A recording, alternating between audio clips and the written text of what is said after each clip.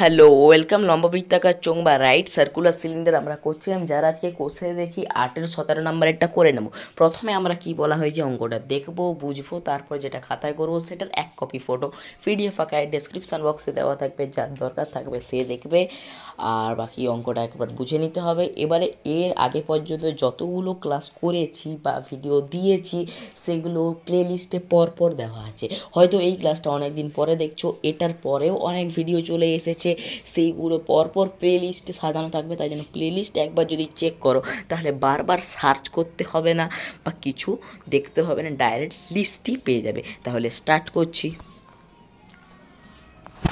দেখো 17 নম্বরেরটা, অর্থাৎ 1 সেকেন্ড একবার মার্ক করে নেব।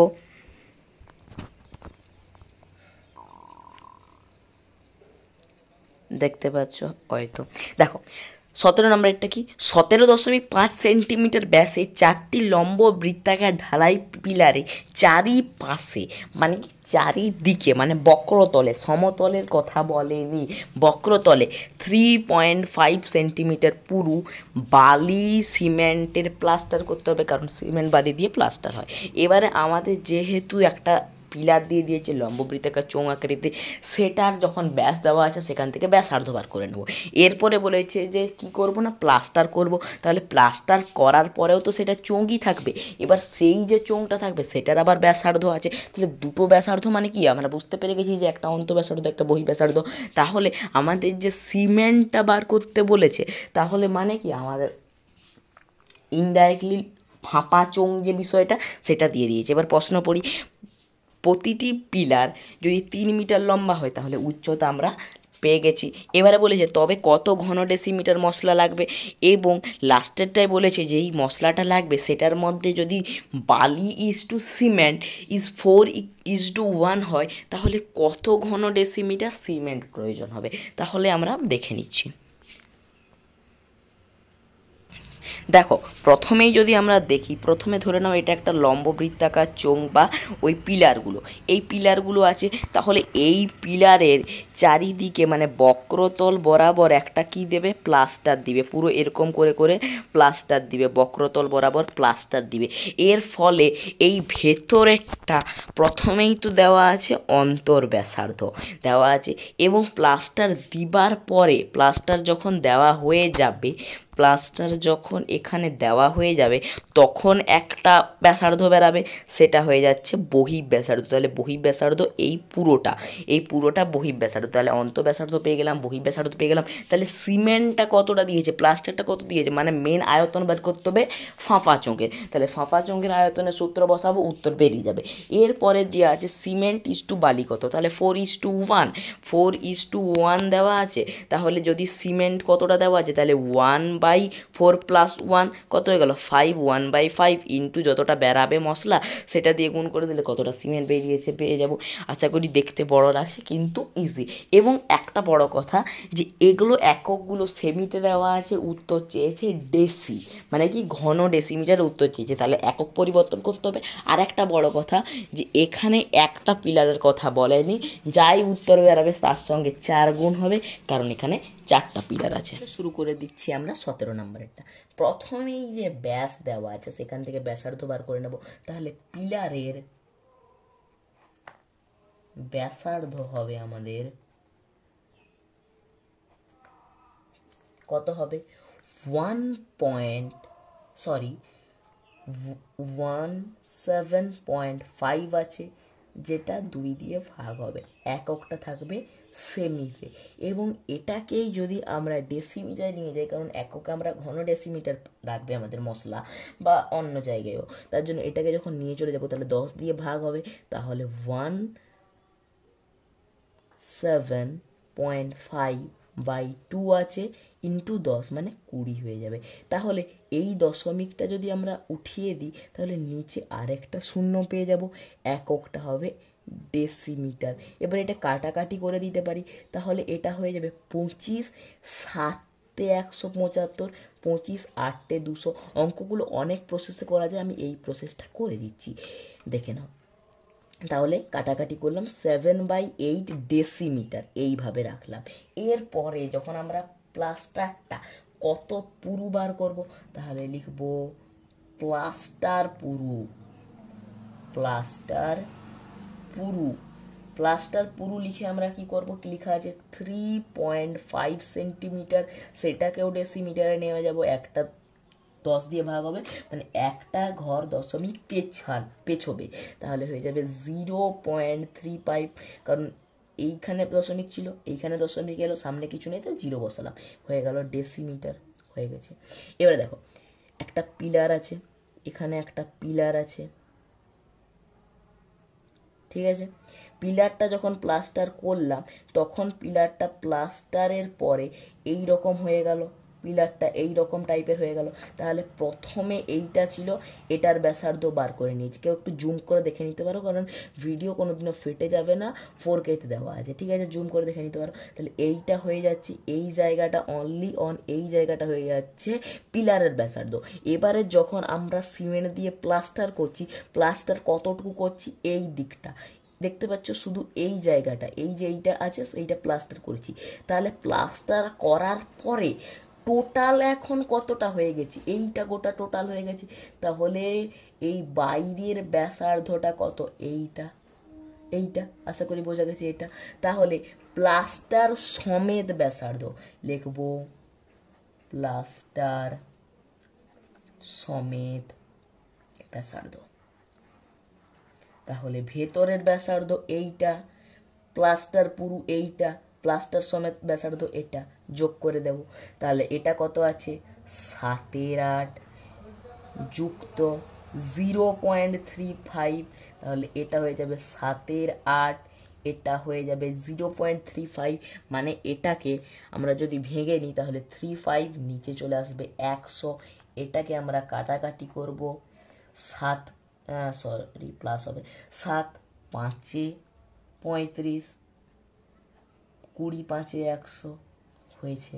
তাহলে এটা যখন লসাগু করব এটার উত্তর হবে 40, 40 লসাগু করলাম 20 আর 8 8 5 40, 5 7 35 প্লাস 20 2 40, 2 7 14, যোগ করে নেব 35 আর 14 হয়ে যাবে 49, ঠিক আছে, নিচে হয়ে গেল 40, এককটা সেম রাখবো ডেসিমিটার। আশা করি এতক্ষণ বোঝা গেছে।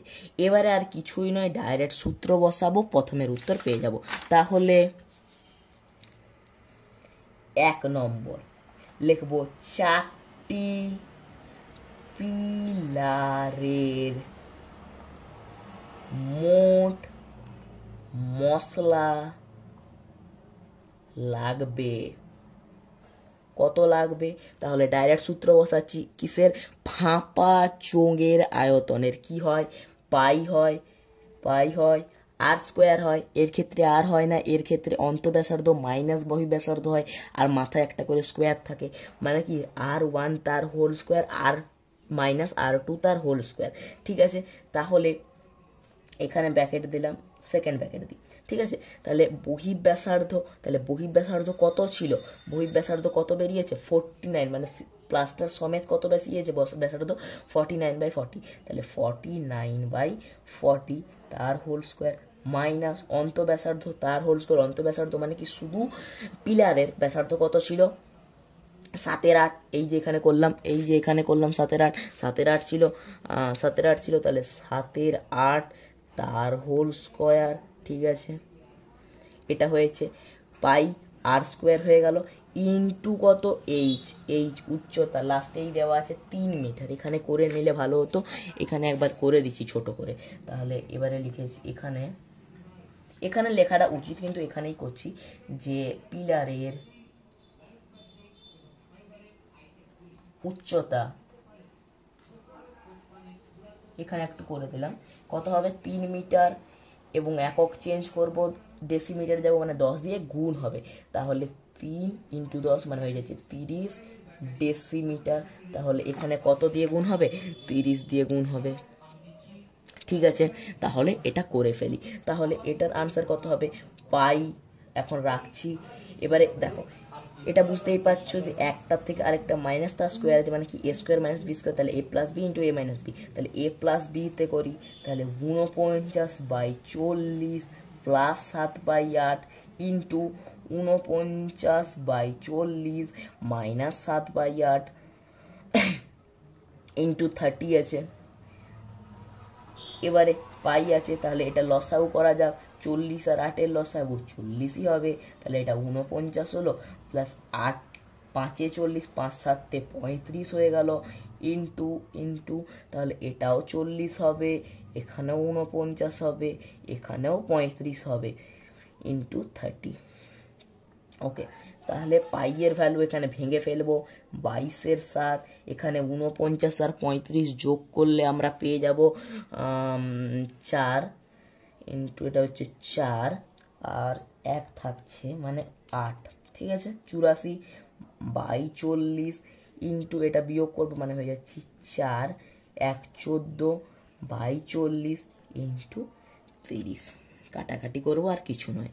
দেখো একটা শূন্য একটা শূন্য, 7 দুগুণে 14, 2 দুগুণে 4, হ্যাঁ, তারপর এটা 4 দিয়ে কাটি, 4 দুগুণে 8, 4 1-এ 4, 4 10-এ 40 আর 2 11, ঠিক আছে। তাহলে ওয়েট, হ্যাঁ হ্যাঁ ঠিক আছে।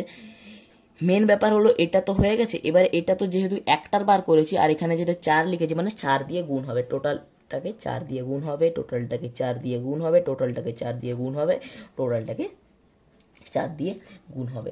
তাহলে এখানে আর 8 কাটছি না। কেন কাটছি না? কারণ যে যদি পুরোটাই কেটে দিই, যদি নিচের 10টা পুরোটা কেটে যেত তাহলে কেটে দিতাম, কিন্তু এখানে কাটবো না, কারণ 10 দিয়ে এটা পুরোটা ভাগ হবে না। আর 10 যদি থাকে বা 10-এর গুণিতকে যদি থাকে তাহলে দশমিক পিছাতে সুবিধা হবে। তাহলে 10টা নিচে রাখছি, তাহলে 11 ইন্টু 21 ইন্টু 4, তাহলে 11 ইন্টু 21 ইন্টু 4/10 কত হচ্ছে। আর একটা জিনিস, এখানে 3টা আছে আমি দেখতে পাইনি, সরি, এখানে 3টাও আছে, তাহলে এটা গুণ করে নিচ্ছি। তাহলে 11 ইন্টু 4 44, 21 ইন্টু 3 63/10, তাহলে গুণ করি। ঠিক আছে, তাহলে 44 ইন্টু 63 যখন আমরা গুণ করছি তাহলে কত হয়ে যাচ্ছে 2772 বা 2772/10 আছে, তাহলে দশমিক একটার আগে বসবে, তাহলে হয়ে যাবে 277.2। এককটা একই রাখবো, ডেসিমিটার, যেহেতু আমরা আয়তন বার করেছি তার সামনে বসবে ঘন, আর কিছু নয়। উত্তর মিলে গেছে। এবার সেকেন্ড প্রশ্নটা ধরবো। সেকেন্ড প্রশ্নটা বলেছে যদি সিমেন্ট ইস টু বালি 4:1 হয়, সরি বালি ইস টু সিমেন্ট যদি 4:1 হয়, তাহলে সিমেন্ট কতটা আছে, মানে কত ডেসিমিটার আছে। এটা অনেক প্রকার করা যায়, একটা এমনি যৌগিক ভাগ হারে করা যায়, তারপর আনুপাতিক ধ্রুবক দিয়েও করা যায়, যে কোনো একটা প্রসেসে করছি। 2 নম্বরেরটা এভাবেই করে দিচ্ছি, যেভাবে অংশীদারি কারবারে মোট অনুপাত দিয়ে করা থাকে সেভাবেই করছি, আনুপাতিক ধ্রুবক এনে আর করছি না।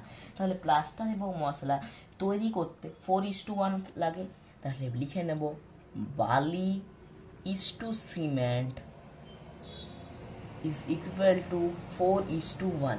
অতএব দিয়ে লিখবো মোট অনুপাত,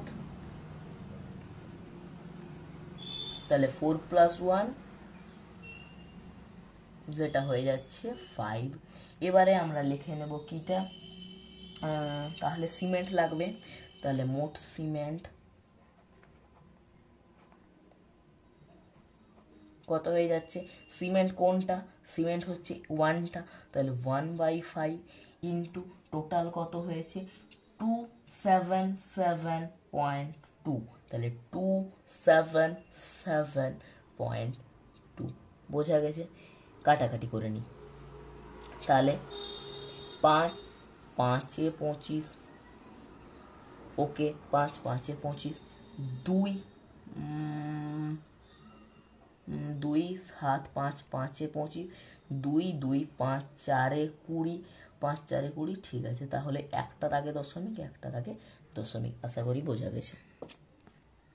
তাহলে এটারও একক কি থাকবে, কারণ ওটাও ঘন ডেসিমিটার, এখানে যেহেতু শুধুমাত্র ভাগ করেছি একক একই থাকবে, ঘন ডেসিমিটার। দেখো প্রথমেই আমরা ব্যাসার্ধ বার করে নেব পিলারের, তারপরে কতটা পুরু সিমেন্ট প্লাস্টারটা সেটা বার করে নেব। তাহলে প্লাস্টার সমেত বহিঃব্যাসার্ধ সেটা কত হবে বার করে নেব। তাহলে 4টা পিলারে কত মশলা লাগবে সেটা বার করে নেব, এবং কত মশলা লাগবে সেটাকে এই 1/5 দিয়ে ভাগ করে, মানে হচ্ছে আনুপাতিক ভাগহার দিয়ে যদি গুণ করে দিই, বা আনুপাতিক ভাগহার দিয়ে যদি মানে 5 দিয়ে যদি ভাগ করে দিই, তাহলে কত সিমেন্ট লাগবে সেটাও বার হয়ে যাবে। আশা করি বোঝা গেছে। Thanks for watching.